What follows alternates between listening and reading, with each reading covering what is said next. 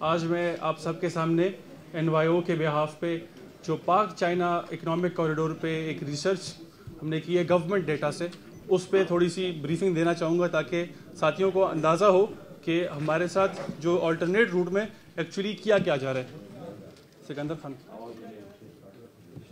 تھوڑا سا historical back ground میں جانے کے لیے پاک چائنا اکنامک کوریڈور 22 مئی 2013 کو national development reform commission of China اور پلاننگ کمیشن آف پاکستان نے سائن کیا، جس میں جو سیکٹرز آئیڈینٹیفائڈ ہیں وہ roads including expansion and upgradation, rail links, energy, industrial zones.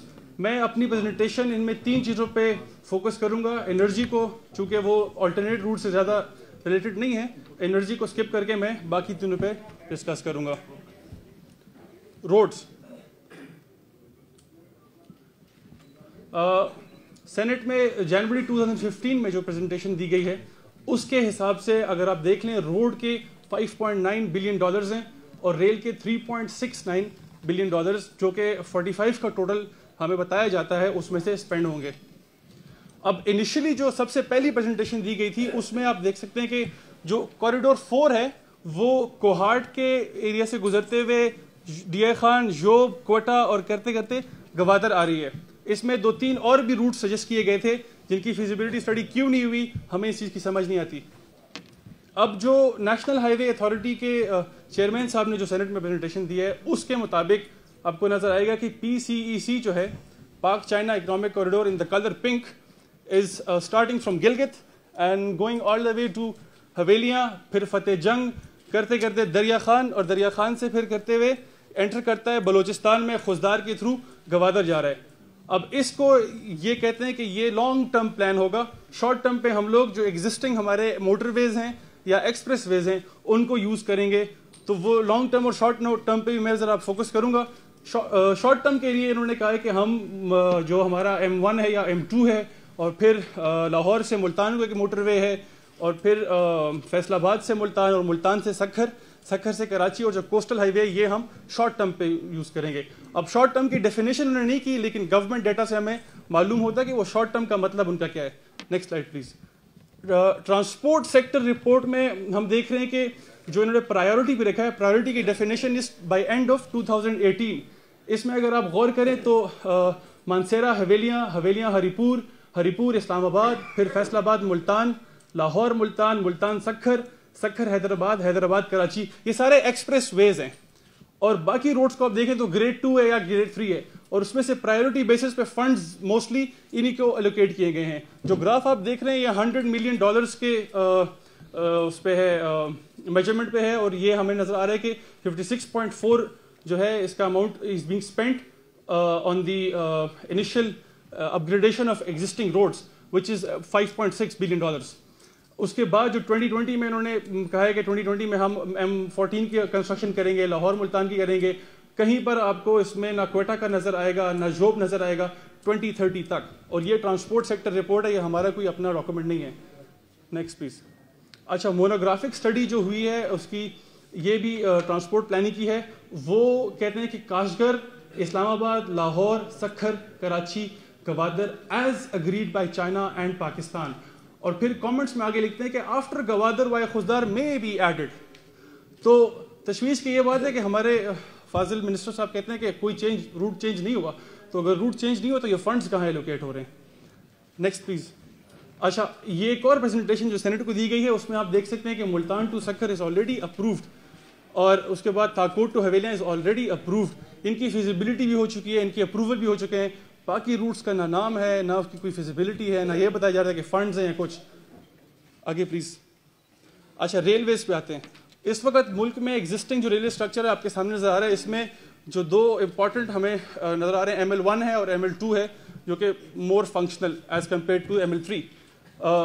ML1 جو ہے اس وقت ایگزسٹنگ پروجیکٹس میں آپ کو آگے جا کے دکھاؤں گا کہ ML1 پہ سارے پروجیکٹس کی جو اس کی اپ گریڈیشن ہوگی یا اس کی اکوپمنٹ میں امپروومنٹ پہ جو سارا فنڈ ایکسپینڈ ہو رہا ہے۔